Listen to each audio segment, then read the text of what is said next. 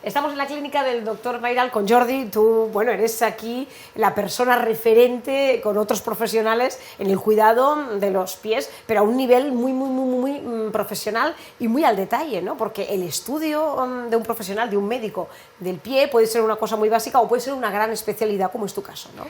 Pues sí, nosotros aquí en la clínica Mayral ya somos varios especialistas trabajando, todos dedicados y enfocados en el pie, y cada uno de ellos tiene incluso una pequeña faceta a diferencia del otro. Nos dedicamos a la cirugía ecoguiada, a la microcirugía, a la mini open, hacemos cirugía mayor, correcciones de pies planos y tratamientos de tendinopatías.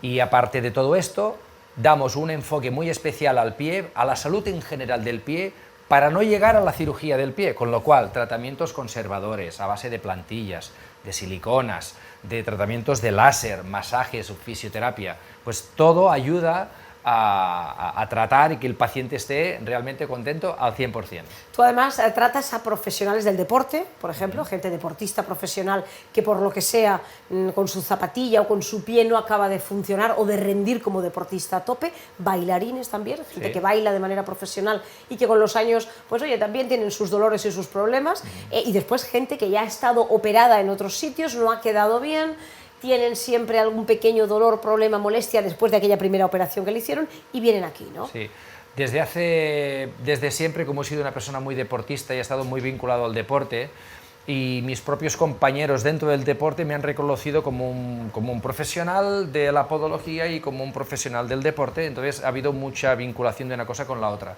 He estado en equipos de fútbol profesional, en equipos de básquet profesional y actualmente soy el podólogo de la Federación Catalana de Baile Deportivo.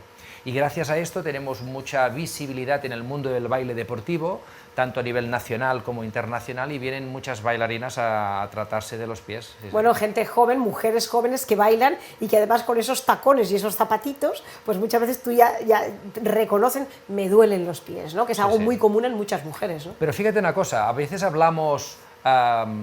igual que me has hecho este comentario, mucha mujer me comenta lo mismo, me comentan que el baile destroza los pies o que los zapatos de talón destrozan los pies, y no es verdad al 100%, porque digamos que hay dos tipos de personas. Las personas que tenemos una estructura del pie funcional y biomecánica correcta, y las que hemos nacido o han nacido con una alteración biomecánica que no pueden desarrollar esos movimientos correctamente. Entonces, si tú tienes la suerte de haber nacido con una buena estructura mecánica, metatarsal, digital, aunque lleves unos zapatos de tacón y seas bailarina profesional, no vas a tener problemas. Pero como hayas nacido en el otro sector, donde haya ya una predisposición al dedo en garra, al juanete, a la metatarsalgia, porque el pie se desvía hacia afuera, entonces ahí tienes más números para sufrir. Y en el baile, ¿qué es lo que ocurre? Que a medida que vas mejorando en el baile y tienes más expectativas de llegar a más rondas, a hacer semifinales, finales de un campeonato de España o un campeonato internacional, la gente entrena más, y al entrenar más y al hacerse más profesional es cuando entonces sufren más también de los pies. Más, ¿no? Es decir, que mucha gente que los fines de semana se va a correr, se va con la bicicleta, está ya compitiendo en algún, aunque sean en pequeñas competiciones locales de aquí de Barcelona, al final acaban desarrollando algún problema, alguna molestia. La zapatilla, el calzado, cómo apoyas el pie, todo es importante. Es lo que decimos siempre de las variables. Cada persona somos todos iguales, pero todos somos diferentes. Y dependiendo del tipo de intensidad que tú le dedicas y de cómo hemos nacido y de la preparación que haces al deporte, pues puedes desarrollar más problemas o menos problemas. Bueno, vamos a hablar hoy de los callos, que además es una cosa muy sencilla, muy básica y que parece que todo el mundo, quien más y quien menos, tiene algún callo y que sería un problema menor. Pero para algunas personas realmente pues es una gran molestia en su vida, ¿no? Sí, llamamos callos a dos tipos de circunstancias muy diferentes. A los madrileños, que me gustan mucho, y después a los callos que tenemos en los pies. Cuando hablamos de callos en los pies, podríamos decir que son esas hiperkeratosis, cuando tenemos un exceso de capa córnea, un exceso de epidermis, es como de piel, más ¿no? gruesa. ¿Verdad que sí? Es solamente en la piel. Y normalmente la gente comenta que tenemos callos en los dedos o en la planta del pie por culpa de los zapatos. Siempre son los zapatos el culpable, pero no siempre es el zapato, porque a veces tenemos irritaciones de los huesos, y los huesos son los que nos hacen los callos. Por ejemplo, es muy habitual, mira, aquí tenemos esta imagen de este pie. Fíjate que este pie es totalmente lo contrario a un pie plano, porque tenemos mucho arco.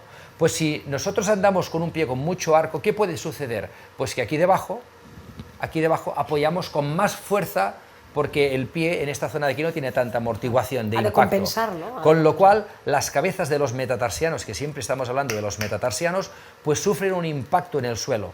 Si nosotros tenemos un pie donde el segundo metatarsiano está un poquito más inclinado hacia el suelo que el resto de los metatarsianos, ¿qué ocurre? Pues que hay una incidencia de más presión, y al haber más momentos de fuerza salen más durezas o más callosidades en esa zona.